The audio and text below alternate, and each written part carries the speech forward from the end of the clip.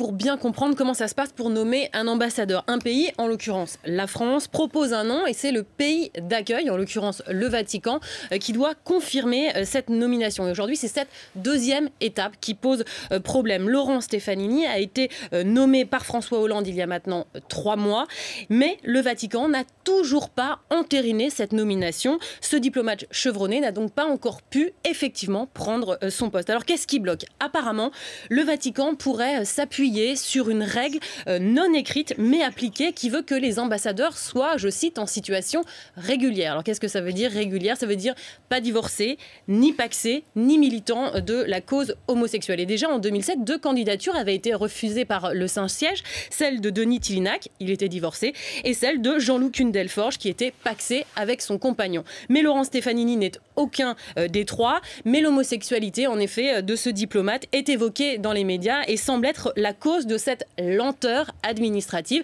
car en effet pour l'instant le Vatican n'a pas dit non officiellement. Ce qu'il faut lire finalement entre les lignes, c'est que le pape François, qui a assez peu apprécié le passage de la loi sur le mariage pour tous en France, veut bien signifier à notre pays qu'il reste maître du jeu, et la diplomatie vaticane ne veut pas que la France considère toutes ces décisions comme acquises d'office. De son côté, Stéphane Le Foll, lui, le porte-parole du gouvernement, l'a réaffirmé aujourd'hui. La France reste sur sa position. Laurent Stefanini est le candidat de la France. Affaire à suivre donc.